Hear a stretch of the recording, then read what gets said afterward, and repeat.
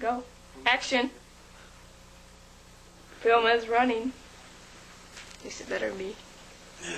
Yeah, we're live here at the New Wave Terrorist Theater, and our first guest tonight is a man who you might know, or maybe not if you read Soldier of Fortune. A man here who's worked for several years for the South African Army, for the former Rhodesian Cello Scouts, and sometimes for the Macomb Public Health and Safety Department.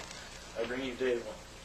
So, Ms. Flint, tell us, how different is it working for Macomb Public Safety and Option?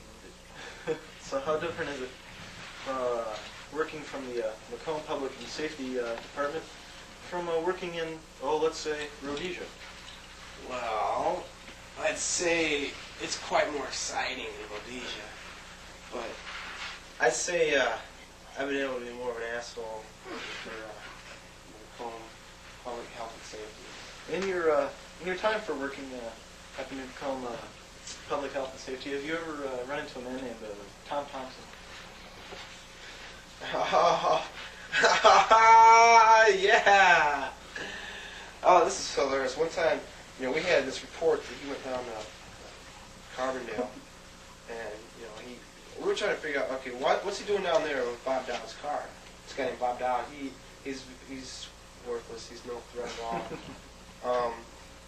He's a little whip that loans out his car to criminals, hardened criminals, such as Chuck Jones, Famous hardened criminals. Yeah. Well, the point is, we got some information that he pawned some jewelry, some ripped-off jewelry from Mrs. Smith, or Mr. Smith, down in Carbondale. And Point. Does that mean you actually don't get to kill people as often as you did in Rhodesia?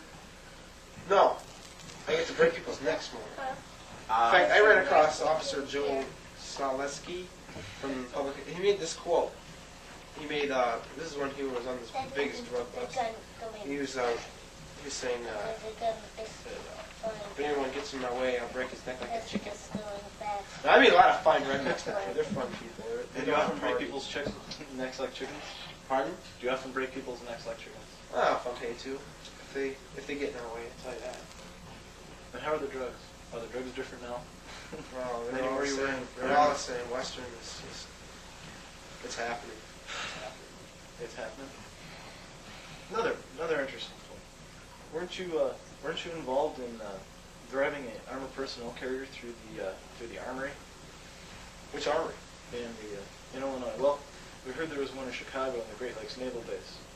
There was a report of a man named Went, and he burst through the Great Lakes Naval Base looking to pick up chicks and looking for a boat to cruise with.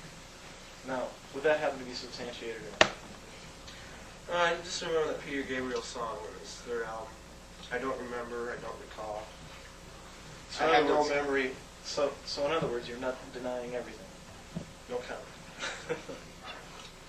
And what about the 30 or 40 so-called communist vanguard that were found killed in a small abandoned building out in South Africa? Did you have any part of that?